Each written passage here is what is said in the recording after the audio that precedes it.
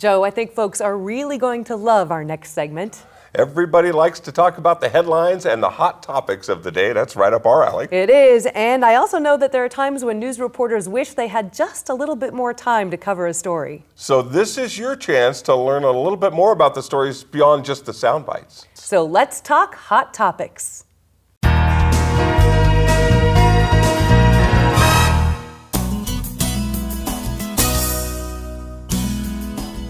An independent audit and report of compliance with accounting standards, state and federal laws, and grant program requirements was completed for Jackson County.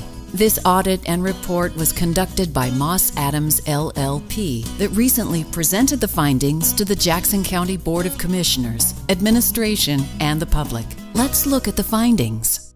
So, as part of our results, we issue 5 audit reports for your county. The first one is over the financial statements. So this is the 140 plus document that's put together that we have audited, and we issue an opinion on that. We were able to issue an unmodified or clean opinion, which means we were able to get comfortable that the financial statement was materially correct. So that's quite a feat for such a large document. The next report is of the Oregon minimum audit standards. We're in compliance with those standards, and we had no reportable findings. The next report is the governmental auditing standards report. So because we do audit the federal awards, we do have to issue a report in compliance with governmental auditing standards. And so as we've noted here, there are no reportable findings to communicate. The uniform guidance report is the report where we have audited your federal awards. In the current year, we tested 2 programs. One of them was WIC, and the other one was the Airport Improvement Program. And I think your CFA or your Schedule of Federal Awards had about over 14 million, and I think that those 2 awards actually accounted for more than 7 million of testing. So based on our testing of those 2 programs, we were able to issue a report with no compliance findings. And the last one is your passenger facility charges. So because you have an airport and you receive money for passengers to pass through there, and that money can be used for special projects, the FAA does have certain compliance requirements that you have to follow. And so we test those as part of the audit. This is another area which I hadn't mentioned before that internal audit helps with. So they do a lot of that testing ahead of time before we get here, and we're able to utilize their reports and their testing and reduce the amount of work that we need to do, but we still do get comfortable to where we issued our audit report over that, and we found that the county was in compliance with all of those. So overall, very good results for the county and their audit reports. It's amazing to get not only a clean opinion on your financial statements, but no compliance findings. And the most common that we see among our clients are in the budget area, some over expenditure or some if there's just a pass-fail test, so there's a lot of ways to trip up and not meet some of those state laws. Anyway, very good results. And also on the federal grants, you have a number of federal grants. You've got a number of departments that administer those. So a lot of people within the county have to understand the compliance requirements to know how to abide by them. So it's hard to keep all of that knowledge just in one place. It's spread out, and people are doing a good job. So really good results for a pretty quick presentation, given all the time and effort it takes to get that. I thought it'd be good just to kind of reflect on, well, what do the financial numbers mean? And what I would say overall is that the county continues to be very stable. I would characterize it as very stable and in some ways very healthy. On the revenue side, you'll notice that one area that varies quite a bit are the grants and contributions. So that's how well you're able to go out and secure grants to help fund the various activities here. I think Health and Human Services is probably the biggest area where you rely on funding from other governmental entities. So that is going to vary based on what programs and what you can find to help fund those.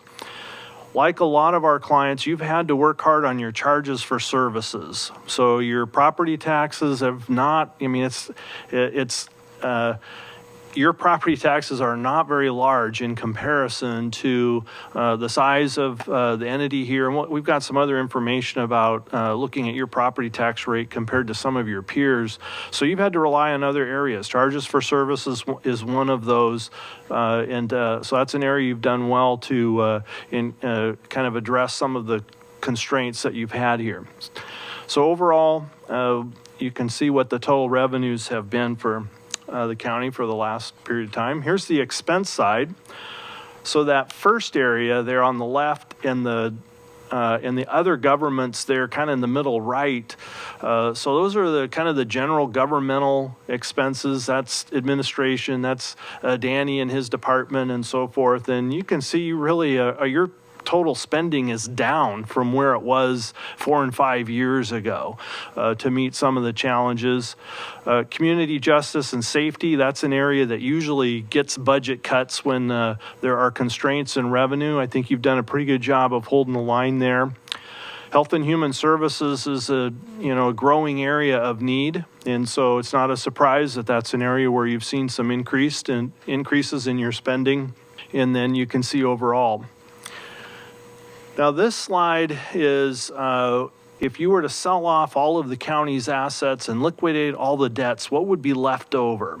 How well are we collecting revenues to pay for all of the costs we're incurring each year? So what you want is a stable or slightly growing trend.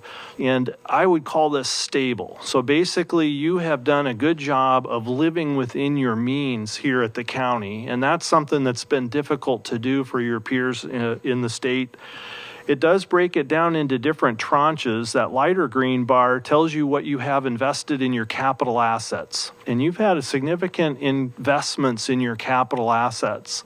And that's unusual too. A lot of our county clients have been challenged to make investments in infrastructure. And so you've been able to do that without a lot of new debt. This is just the general fund now. These are spendable, available resources of the general fund, and you can see revenues and expenses, and then the far right bar tells you what would be left over there. So basically, you've been able to grow the fund balance in your general fund. So you've had growth here even in times when you've been making some investments in capital assets. So you're very well positioned here from a financial position standpoint. So here's another way of looking at it. This is just the cash and investments. So obviously, since that's a majority of the available spendable resources, it's not a surprise that you've seen some growth in that as well. Here's the debt one that, so you've been able to make investments in your capital assets and really not a lot of new debt. In fact, you've been paying it down. So you're down almost half of where it was 4 and 5 years ago. And I know you've got some projects coming up that might require some debt, but I guess you have a very nice story to tell the community in terms of your stewardship of the dollars up to now. And then this is another way of looking at your general fund, how healthy it is. That fund balance, how does that relate to the annual expenditures that come out of that fund? And you've got an increasing trend there. The bond markets like it when you're at least 15%, so you far exceed that. And the more variable your revenue streams are, you want to see a greater fund balance. And the more that you have of capital assets and infrastructure that you need your own resources to do major repairs and replacements, you want to see a healthy fund balance. So you've got a nice trend here and a balance I think your peers here in the state would be pretty envious of. And this is the thing that blows me away. I was doing some research on the internet, and there's a nice schedule that shows the property tax rates of all the governmental entities in Oregon. And at $2 or a little over $2, you're clearly in the lower end of the spectrum there. To do the things that you've done and have the stability that your financial statements show with a property tax rate that's barely above $2. I mean, you should be proud of yourselves for the ability to do that. And I say this every year because it seems like, again, ho-hum. We just had a clean, unmodified opinion and no reportable findings and 100% compliance. And it just seems routine. But I do know that this is not routine, and this is remarkable, and this is unique. And I also know that it's because of the work of our finance and audit departments and the lay members of the Budget Committee, the Board of Commissioners. I'm going to pat ourselves on the back a little bit for it as well. Not to mention administration, all of our department heads and managers. I mean, this is a team effort that every day they're keeping their eye on their ball. They're diligently making sure things are done accurately and in 100% compliance, and that's how this comes to a culmination. This isn't just we throw this together at the end and everything comes out okay. This is a daily, throughout the year, effort by a lot of people, and it is remarkable. And the other thing that I think is something that people really need to pay attention to is we reduced our total expenses by $18 million last year. That's pretty incredible too, because while doing that, we've also, we continue to provide the same strong service levels to the community. We continue to invest in infrastructure and capital investment, which, again, we're not taking on any additional debt. We also, are growing our fund balances, especially the general fund, which is, again, just keeps us in a great, strong, solvent financial position. And we're doing that with a tax rate that's about half or close to half the average. I think all those things are remarkable and worth mentioning again, because it is not the common thing that you see out there in counties, and that's been evidenced by a lot of issues that the counties, not just surrounding us, but in the entire state and the country are seeing. So I always want to make sure I point that out, give kudos to everyone that's in this room and that isn't in this room that has a part in doing that, because it is a huge effort and a big team that takes it on.